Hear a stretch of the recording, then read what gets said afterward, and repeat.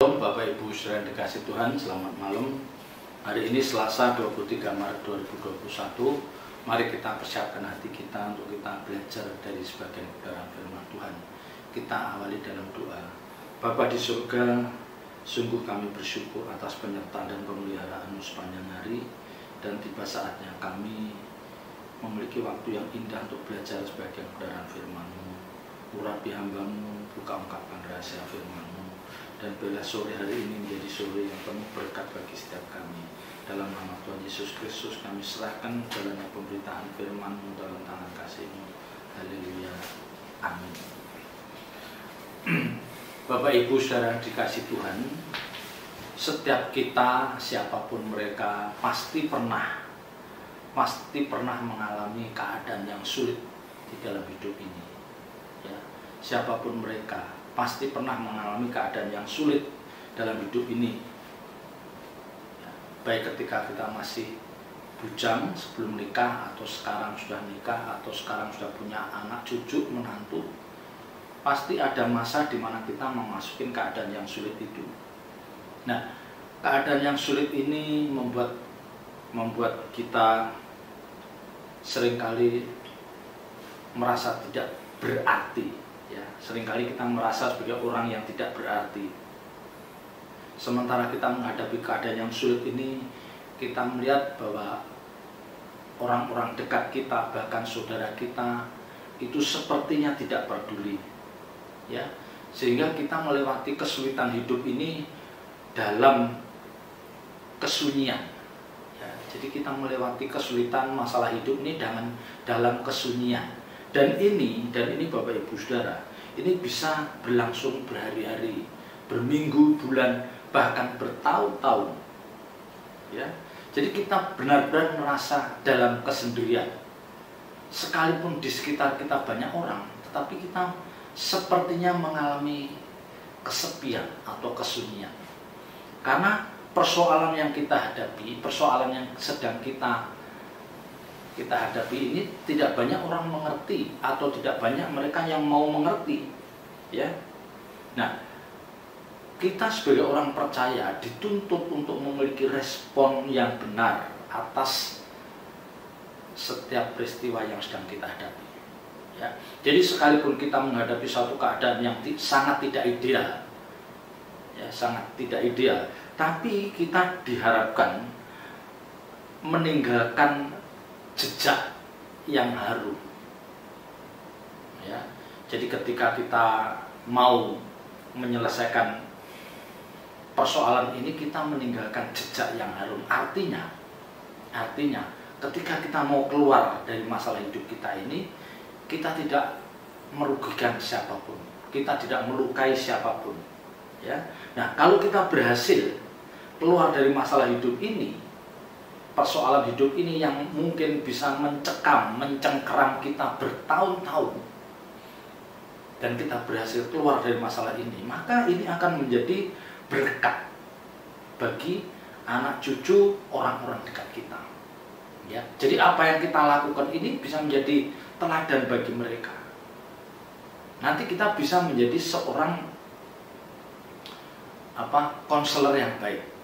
Saya pernah dulu mengalami hal seperti itu, ya, tapi saya tetap hidup dalam kebenaran. Nah, ternyata Tuhan tolong sekalipun harus melewati masa yang cukup panjang. Nah, hal seperti ini juga pernah dialami Musa. Dia dibawa Tuhan masuk padang gurun.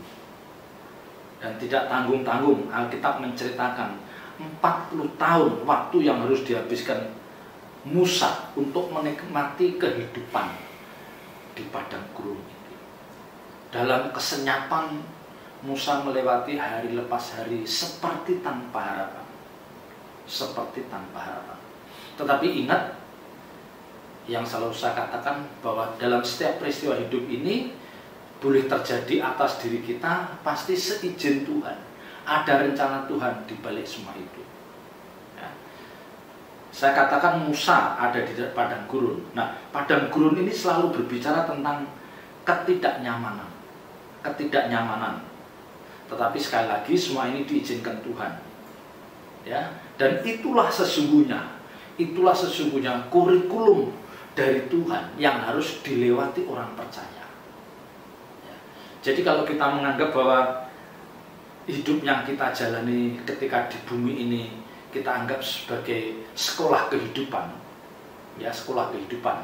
Nah, persoalan-persoalan hidup yang kita hadapi ini kita anggap itulah kurikulum yang diberikan Tuhan yang harus kita lewati, dan kita yakin dan percaya ada maksud Tuhan atas semua itu. Ada maksud Tuhan di balik semua itu. Mungkin selama ini kita sebagai orang-orang yang sangat sibuk. Waktu kita habis untuk pekerjaan, waktu kita habis untuk ngurus usaha, waktu kita habis untuk bercengkrama dengan keluarga, ya, keluarga kita, keluarga besar kita, ya. Nah, di balik itu semua Tuhan sepertinya cemburu, ya. Allah kita adalah Allah cemburu. Artinya apa? Loh, kok waktu yang ada itu dihabiskan untuk hal-hal seperti itu? Kapan waktu kau sediakan bagiku? Nah, kalau Tuhan boleh ngomong seperti itu. Padahal setiap kita itu harus menyediakan waktu untuk Tuhan. Ya. Nah, karena hal inilah seringkali Tuhan menghadirkan suatu keadaan yang tidak nyaman supaya kita ingat. Nah, ini biasanya ini, ketika Tuhan izinkan keadaan yang tidak nyaman, baru kita ingat Tuhan. Ya. Jadi akhirnya kita menyediakan waktu luang untuk kita hadir di hadirat Tuhan. Karena memang kita sedang menghadapi persoalan hidup yang berat. Ya. Jadi saat dimana kita memasukin saat yang berat dalam hidup ini, inilah yang saya katakan dimana kita masuk dalam padang gurun yang diizinkan Tuhan. Padang gurun. Nah, tadi saya katakan bahwa padang gurun ini berbicara tentang ketidaknyamanan. Ya, seperti Tuhan membawa Musa di padang gurun. Ini Tuhan apa? Ada satu hal yang mau disampaikan Tuhan kepada Musa. Tuhan mau menyampaikan hal-hal yang sangat penting terhadap Musa. Maka Musa dibawa ke padang gurun selama 40 tahun. Ya, dalam keadaan seperti itu, Tuhan mau mengajarkan setiap kita, Bapak, Ibu, Saudara, dan saya sebagai orang percaya, bagaimana kita tetap mempercayai Tuhan. Itu yang penting. Ya, itu yang penting. Bagaimana kita tetap mempercayai Tuhan sepenuhnya. Ya, kalau kita lihat bagaimana Tuhan memelihara bangsa Israel itu dengan perbuatannya yang ajaib. Selama 40 tahun ada di padang gurun, Tuhan menyediakan makanan bagi mereka, ya, mana dan daging itu disediakan Tuhan. Jadi Tuhan memelihara bangsa itu dengan perbuatan yang ajaib, dengan sangat sempurna. Dan selama 40 tahun itu juga apapun yang dipakai bangsa itu tidak rusak. Baik kasutnya atau pakaiannya, nggak ada yang rusak. Ini kan satu pemeliharaan yang ajaib. Ini bukti pemeliharaan Tuhan yang sempurna atas umatnya. Nah, Bapak, Ibu, Saudara, dan saya, seperti di depan saya katakan, setiap kita pasti pernah masuk dalam padang gurun dalam kehidupan kita. Artinya apa? Ketidaknyamanan dalam hidup kita. Ya, jadi kita diizinkan dibawa masuk dalam keadaan yang tidak nyaman, masuk dalam kehidupan yang sulit. Itulah padang gurun setiap kita. Ya. Dan yang mungkin membuat kita tidak mengerti. Tetapi satu hal yang saya katakan bahwa ini semua terjadi diizinkan Tuhan, dan mungkin inilah cara Tuhan untuk mendidik kita. Cara Tuhan untuk mendidik kita, cara Tuhan untuk mengingatkan kita, ya, dan cara Tuhan untuk melatih iman kita, bagaimana kita tetap mempercayai Tuhan dengan sepenuh hati. Nah, padang gurun masing-masing kita berbeda. Kurikulum yang harus kita lewati masing-masing kita berbeda. Ada orang yang masuk padang gurun, kehidupan yang tidak nyaman itu karena dia dikhianati oleh pasangan hidupnya. Ya, ada kan? Dia dikhianati pasangan hidupnya, ditinggal ditinggal kawin lagi, atau dia nggak jelas kemana, dia nggak pulang-pulang. Nah, sang istri itu pasti merasakan dia masuk dalam penderitaan. Nah, inilah padang gurun ibu itu. Ya, ada orang-orang yang masuk padang gurun kehidupannya, dia apa? Dia merawat, dia harus merawat orang tuanya, dia harus merawat anaknya, dia harus merawat pasangan hidupnya yang sakitnya berkepanjangan, dan tidak ada yang bisa melakukan kecuali dia. Ya, jadi otomatis dia hari-harinya merawat orang sakit. Apakah itu orang tuanya, mertuanya, apakah itu pasangan hidupnya, apakah itu anaknya ataupun cucunya. Tapi mereka masuk kehidupan seperti ini. Ya, tapi dia harus tetap yakin bahwa ini diizinkan Tuhan. Ya, mungkin ada orang-orang yang dibawa Tuhan masuk padang gurun kehidupannya karena apa?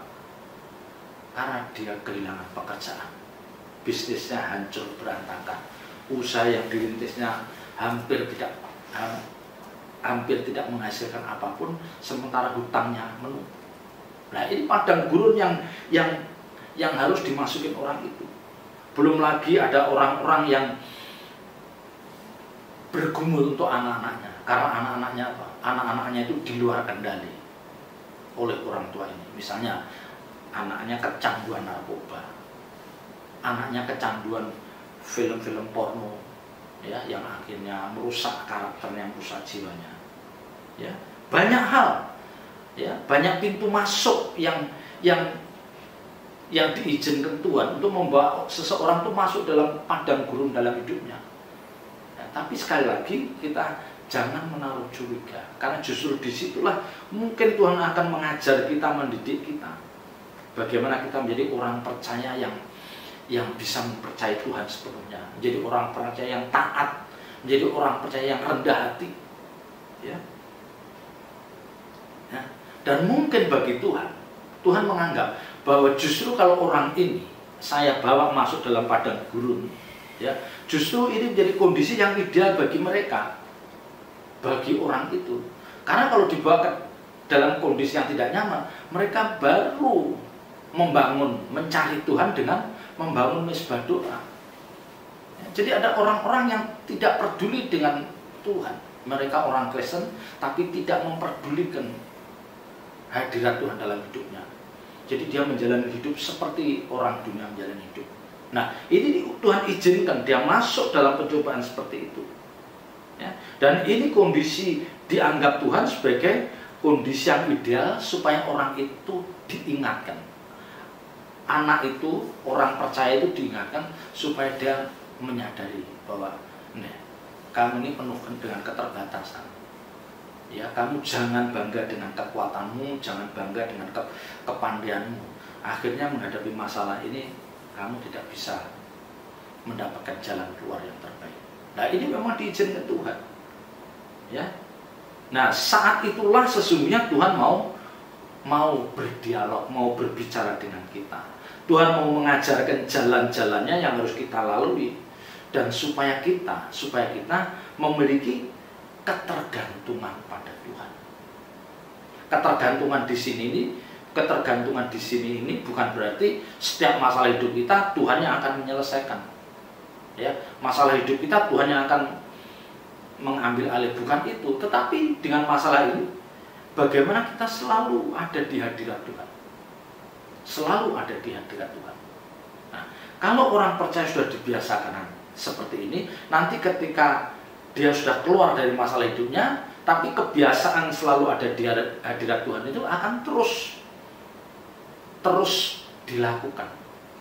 Ya, karena orang itu ketika dia sudah masuk dalam hadirat Tuhan, dia sudah menikmati hadirat Tuhan dalam hidupnya, dia susah dia untuk meninggalkan itu. Nah, ini yang diinginkan Tuhan. Ya, jadi membuat kita tergantung. Ya, tergantung, tetapi bukan berarti kita tidak ada usaha. Ya, karena kalau keadaan kita nyaman-nyaman saja, justru itu membahayakan bagi kita. Ingat, orang percaya yang menjalani hidup ini dengan penuh kenyamanan, tidak ada masalah, ini justru membahayakan.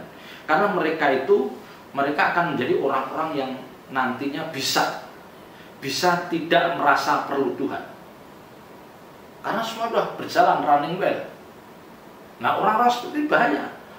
Justru orang ini kecenderungannya apa? Kecenderungan untuk tidak ada gairah untuk mencari Tuhan. Ya, karena baginya semuanya sudah baik-baik saja. Nah, ini yang berbahaya. Ya, ini yang berbahaya. Ya, jadi inilah yang saya katakan, orang percaya seringkali masuk dalam padang gurun yang diizinkan Tuhan. Ya, coba kalau kita lihat di dalam Ulangan pasal 32 ayat 10. Ya, Ulangan pasal 32 ayat 10. Didapatinya dia di suatu negeri, di padang gurun, di tengah-tengah ketandusan dan auman padang belantara. Nah, ini kita membayangkan orang yang dibawa Tuhan masuk dalam padang gurun, di tengah auman padang belantara, menunjukkan bahwa dia menghadapi kesulitan hidup ini. Di tanah gersang dia menghadapi kesulitan ini. Ya. Dikelilinginya dia dan diawasinya, dijaganya sebagai biji matanya. Nah, tapi ingat, ini perhatikan, Tuhan yang membuat seseorang, Bapak Ibu Saudara dan saya, itu ada di padang gurun. Tuhan yang mengizinkan. Ya. Tetapi Tuhan juga tahu, mengetahui dengan tepat apa yang menjadi kebutuhan kita. Itu Tuhan sangat tahu. Ya, dikatakan auman padang belantara. Ya, auman padang belantara itu artinya apa? Keluhan dari masing-masing kita itu berbeda. Jadi teriakan minta tolong masing-masing kita terhadap Tuhan itu beda-beda. Auman padang belantara. Jadi di padang belantara itu kan kita tidak menemukan siapapun. Tidak ada orang, tidak ada satu orang pun yang kita temui. Yang ada itu hanya Tuhan. Maka dikatakan auman padang belantara. Jadi di tengah-tengah kesesakan hidup kita ini, kita berteriak minta tolong. Nah, teriakan kita ini berbeda masing-masing orang. Ini berbeda. Dan Tuhan tahu kedalaman hati kita. Tuhan tahu kedalaman hati kita. Mungkin ada orang-orang yang diizinkan Tuhan berteriak minta tolong karena apa? Karena apa? Ketidakmampuan dia mengatasi pasangan hidupnya. Dia minta tolong. Ini yang sering ibu-ibu, ya. Ibu-ibu yang mendapatkan perlakuan yang tidak baik dari pasangan hidupnya, ya, apakah dia ditinggal kawin atau suaminya selingkuh sehingga rumah tangganya tidak diperhatikan. Ya, ini bisa. Atau ke orang tua yang menghadapi anaknya yang kecanduan narkoba, dia bisa mengeluarkan auman di padang gurun, teriakan pada Tuhan. Ya, belum lagi mereka yang membuka usaha bisnis, ya, tahu-tahu kondisi seperti ini, rontok bisnisnya, sementara utangnya yang saya katakan tadi menumpuk di bank. Mereka akan teriak minta tolong pada Tuhan. Ya. Ya. Tuhan memahami, Tuhan sangat memahami apa yang kita perlukan. Ya. Tuhan memahami apa yang kita perlukan, dan Tuhan juga tahu kedalaman hati kita. Ya. Maka dibawa ke padang gurun ini tujuannya apa? Untuk membebaskan tongkat-tongkat penyangga yang menghalangi kita. Ya, seringkali kita itu kan berharap kita buka bisnis ini, kita mengandalkan orang tua kita yang kaya. Kita buka ini, kita mengandalkan saudara kita yang kaya. Tapi Tuhan izinkan, ternyata orang yang diandalkan tidak bisa menolong sama sekali. Nah, inilah yang dikatakan tongkat-tongkat penyangga yang menghalangi kita untuk berharap pada Tuhan. Ya, kan secara jujur, setiap kita itu kan seringkali kita bersandar pada seseorang. Karena kita anggap orang itu yang akan mampu menopang kita. Kita bersandar, apakah itu saudara kita, orang tua kita, siapapun. Kita menganggap bahwa dia akan mampu menolong persoalan kita. Tetapi Tuhan akan patahkan tongkat-tongkat penyangga itu yang menghalangi kita untuk berjalan menghampiri tahta Tuhan. Tuhan patahkan. Akhirnya nggak ada pilihan, kita menghampiri Tuhan. Nah, akhirnya apa? Tuhan bawa orang itu masuk dalam kurikulum yang harus dilewati. 3 hal yang dilakukan Tuhan ketika Tuhan membawa kita masuk padang gurun. Yang pertama dikatakan, Dia mengelilingi kita, ya, dikelilinginya. Jadi kita dikelilingi itu, ya. Dia, Tuhan mengelilingi kita. Yang pertama, yang kedua, Dia mengawasi kita. Dan yang ketiga, Dia menjaga kita sebagai biji matanya. Ini hal yang luar biasa. Ya, sekalipun kita masuk padang gurun yang diizinkan Tuhan, tetapi ingat, Tuhan mengelilingi kita. Artinya apa? Tuhan tidak pernah meninggalkan kita. Tuhan selalu matanya tertuju pada kita. Sepanjang, ingat, sepanjang kita mempercayakan ini sepenuhnya pada Tuhan. Ya, jadi kita sudah tidak berharap pada manusia. Tongkat-tongkat penyangga yang kita bangun itu dipatahkan oleh Tuhan. Akhirnya kita hanya berharap pada Tuhan. Nah, ini yang dikehendaki Tuhan. Supaya orang percaya, umatnya berharap pada Tuhan. Tentu berharap di sini bukan Tuhan mau ambil alih persoalan itu, terus Tuhan memberikan pertolongan secara insan. Bukan itu. Tetapi paling tidak orang itu akan sadar ternyata manusia itu bisa mengecewakan. Manusia itu terbatas kemampuannya. Hanya Tuhan yang mampu menolong. Nah, ini pengakuan seperti ini yang ditunggu Tuhan. Ya, pengakuan seperti yang keluar dari dalam hati kita yang jujur, ini yang ditunggu. Jadi ada penyesalan. Aku nyesel mengandalkan manusia, mengandalkan kekuatanku sendiri. Nyesel, ya.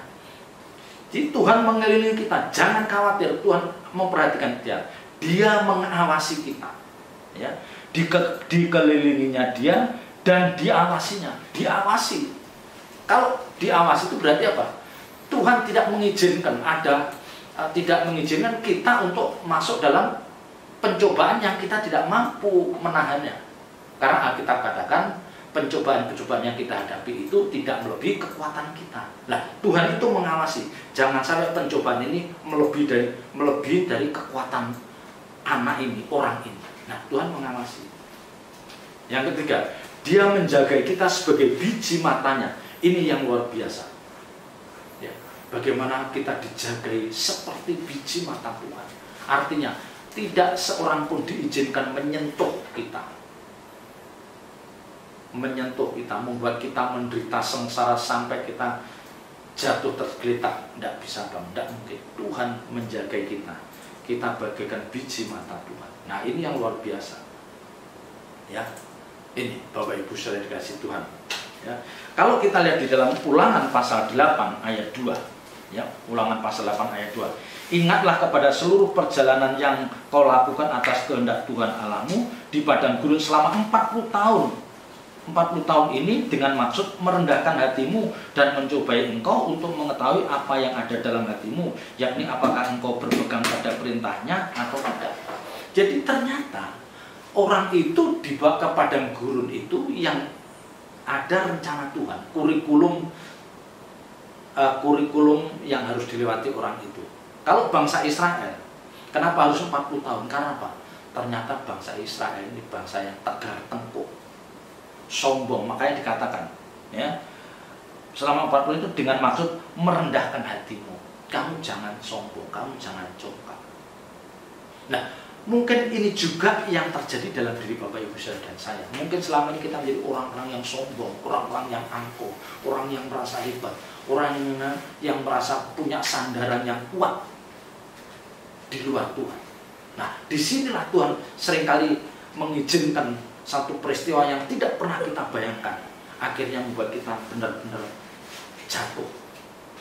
Ya, tongkat-tongkat penyangga itu dipatahkan oleh Tuhan. Dan mereka, orang-orang yang selama ini menopang kita, tidak mampu berbuat. Tidak ada pilihan, kita hanya berharap pada Tuhan. Nah, di sini Tuhan mau mengajar kamu jangan sombong, jangan merasa hebat, jangan bersandar pada manusia. Ya, ini pelajaran yang berharga. Jadi ketika kita dibawa ke padang gurun, jangan kita bersungut-sungut. Pasti ada sesuatu yang dibidik oleh Tuhan dari karakter kita. Dari karakter kita yang buruk. Tuhan tahu kedalaman hati kita. Bahkan kadang-kadang kita sendiri tidak tahu kedalaman hati kita, tapi Tuhan tahu. Dan itu yang dibidik Tuhan. Oh, karena kamu begini ya, kamu harus lewat kurikulum ini. Karena kamu begini, kamu harus lewat kurikulum ini. Ya, jadi misalnya orang itu sombong, dihancurkan secara ekonomi. Ya, kalau orang itu genit, misalnya genit diizinkan ketangkap basah, misalnya oleh orang lain atau oleh apapun. Kalau orang itu biasa hidupnya ceroboh, ya tidak tertib, diizinkan kena penyakit, misalnya HIV lah, ya ini cara Tuhan. Ya, misalnya mereka itu menjadi orang yang mulutnya kasar, ditemukan dengan orang yang memiliki power, kekuasaan, jadi dia dapat pelajaran. Ya. Jadi semua ini diizinkan Tuhan untuk merubah karakter kita. Ya, karena karakter kita itu akan berubah setelah melewati kondisi yang diciptakan oleh Tuhan. Ya, tetapi sekali lagi ini hanya berlaku bagi orang-orang yang mengasihi Tuhan. Seperti Roma katakan, Roma 8 ayat 28, ya.